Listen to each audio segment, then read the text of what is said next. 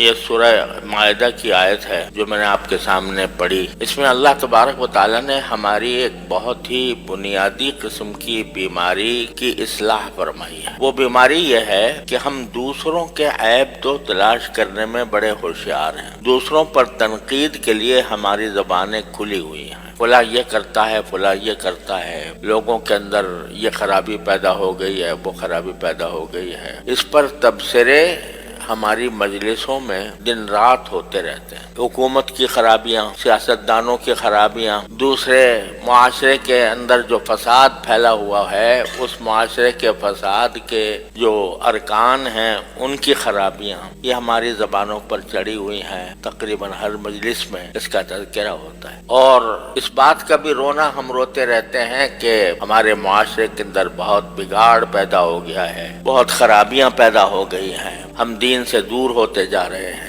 رشوت کا بازار گرم ہے، حرام و حلال کی پرواہ نہیں ہے. یہ ساری باتیں ہماری مجلسوں کا موضوع ہوتی ہیں. اللہ تبارک و تعالیٰ نے ہماری اس بیماری کو واضح طور پر بیان فرمایا ہے کہ بھائی دوسرے لوگ جو بھی کام کر رہے ہیں ان کی خرابیوں کی ذمہ داری تمہارے اوپر عائد نہیں ہوتی. ہر ایک انسان کو اس کو اپنے افعال کا جواب دینا ہے. لہذا تم دوسروں کے اوپر طعن و تشنیع اور تنقید سے زیادہ اپنی فکر کرو. علیکم انفسکم، تم اپنی خبر لو. میں کتنے پانی میں ہوں، میں کہاں کھڑا ہوں، میں اللہ جل جلالہ کے احکام پر کتنا عمل کر رہا ہوں، اس کی فکر میں پڑ جاؤ. حقیقت یہ ہے کہ ہم چونکہ اپنی بیماریوں سے اور اپنی برائیوں سے غافل رہتے ہیں تو ہر وقت دوسروں کے اوپر ہماری نگاہ رہتی ہے اور دوسروں پر ہم تنقید کرتے رہتے ہیں، اور یہ پتہ نہیں ہوتا کہ خود ہمارے اندر کتنی خرابیاں ہیں، کتنی خامیاں ہیں. تو اگر ہم اپنا جائزہ لیتے رہا کریں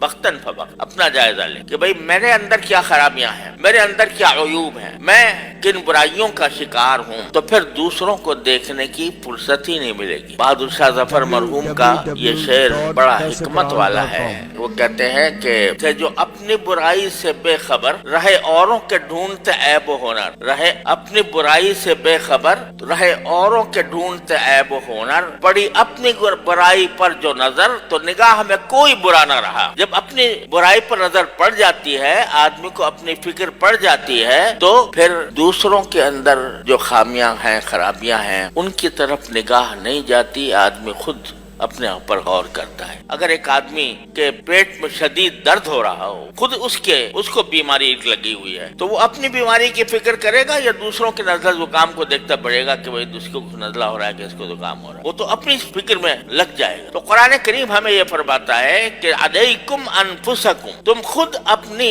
فکر کرو، اپنی خبر لو کہ میں کہاں ہوں. اور یہ خبر کیسے لی جائے، کس طرح خبر لیں ہم اپنی کہ ہم میں کہاں خرابی ہے، کہاں خامی ہے. اس کا معیار بتا دیا اللہ تبارک و تعالی نے اپنے فضل و کرم سے. قرآن کریم میں دوسری جگہ معیار یہ بتا دیا، لقد کان لکم فی رسول اللہ اسوۃ حسنہ، کہ تمہارے لیے اللہ کے رسول صلی اللہ علیہ وسلم کی زندگی میں ایک بہترین نمونہ ہے جو ہم نے تمہارے سامنے پیش کیا. یعنی اس کائنات میں کی تخلیق کا جو سب سے بڑا شاہکار اللہ تبارک و تعالی نے پیدا فرمایا، وہ جناب نبی کریم سرور دو عالم صلی اللہ علیہ وسلم کی شکل میں پیدا فرمایا. اور یہ اعلان کر دیا کہ ان کے زندگی کا ایک ایک فعل تمہارے لیے نمونہ ہے. وہ عقائد میں نمونہ ہے، وہ عبادات میں نمونہ ہے، وہ معاملات میں نمونہ ہے، وہ اخلاق میں نمونہ ہے، وہ معاشرت میں نمونہ ہے. تو اپنا جائزہ لینے کا بہترین طریقہ یہ ہے کہ